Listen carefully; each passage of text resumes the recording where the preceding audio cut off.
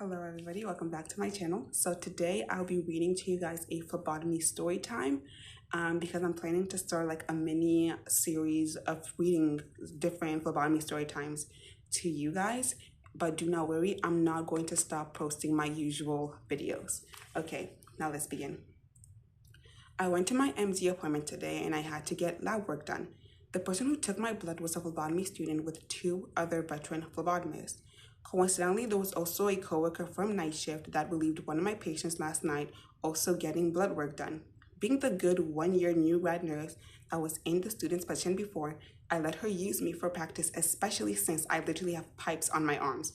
And by pipes, the person means that they have really good bulging, bouncy veins.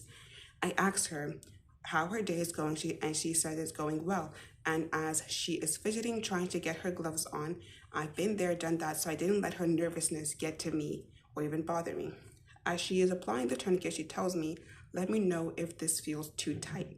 The tourniquet wasn't wrapped tight enough, and I replied jokingly, "What about if it isn't too tight? Should I still let you know? Ha ha ha ha." She did not respond to my joking statement and indication that it needed to be tighter. I had to be NPO all night for a fasting blood draw this morning, so my veins weren't being the best at showing. She tried feeling for my AC vein, but guess it wasn't too plump for her to feel, especially the tourniquet wasn't tight enough.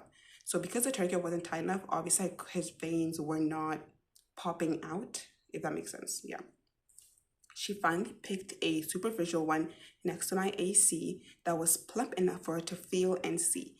Getting a little nervous now since this vein is near my brachial artery, but pushed it all aside. And he was getting a little nervous because the brachial artery, obviously, you should not, because the vein is too close to his brachial artery, the phlebotomist might accidentally puncture it, and that's why it could make you quite scared, and that's why he's probably feeling nervous at this point. She finally stuck me, but the vein is so superficial, she undercompensated the stick just below the bifurcation, and her angle was too big, so she stuck too deep, as well. She put the CBC tube in the vacutainer and then began to draw my blood. Very little blood was going in the tube, so she started digging around, which wasn't painful at first, but progressed over time. At this point, I had to give her some pointers. I told her to pull a little bit of the needle out and lower the angle of the needle closer to the skin. She did not say a word or even look at me. I then made eye contact with the senior phlebotomist, and her eyes were nothing but sympathy towards me. During the eye contact, I felt a sharp pain, which was noticed by the same senior phlebotomist. She happened to walk over and ask, "Are we having a little bit of trouble here?" The student replies, "It looks like I am in the vein, but there is no blood." I started feeling lightheaded, which is normal for me since I donate blood regularly, but it just kept progressively getting worse.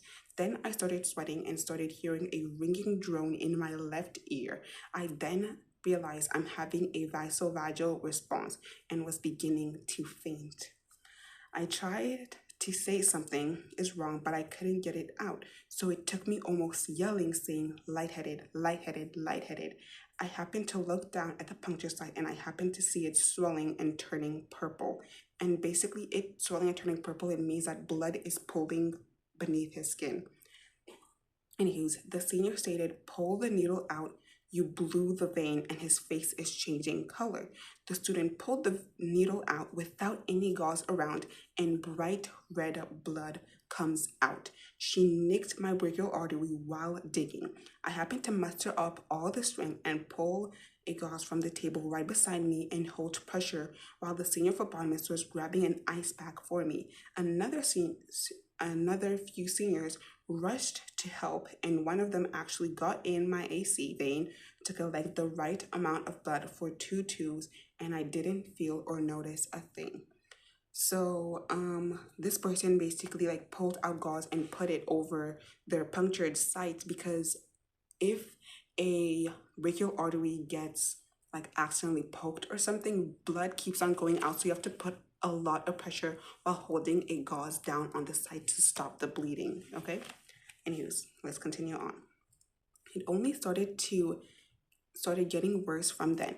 I felt myself slipping away fast, and the ringing drone was going to both ears to the point where I can't hear the phlebotomist talking to me to get me to stay awake. For almost 5 minutes, I was partially deaf, sweating everywhere, getting fanned on by three people, my coworker trying to talk to me to get me to stay awake, and the student was just wide eyes and scared while holding an ice pack on my head. I was doing my best to answer their questions, trying to stay awake. I then turned to the student with the biggest smile on my face and started asking her questions. I asked her, "Young lady, what do you think is going on? What kind of bodily response do you call this?" She said, "It's called a fainting response, sir." I then started teaching her what was a vagal response and what to expect if it happens. Additionally, I also included other pointers such as having a tourniquet on tighter, lowering the angle of the needle before insertion, and knowing your landmarks in order to prevent nicking an artery or a nerve. She asked how did I know all of this or if I was a teacher. I told her I am an RN that works in this hospitals. Her eyes shot open wider than it was, like a deer in the headlights. After another 10 minutes of getting better and teaching her pointers on blood draws, I was finally well enough to stand up and leave my coworkers beside me. Before I left, I turned around and said, "One last thing. Always listen and read your patients. They are the biggest indicators that something can go wrong. Just like what happened, if I ever need blood work again soon, I'll come find you for practice because I know many people will not be as nice as me when this happens to them." She then replied in the most sincere tone, "Yes, sir, thank you. Thank you very much for the advice. It really humbles me." It came to me this morning that as nurses, we educate not only the patients and nurse student, but sometimes phlebotomy techs as well.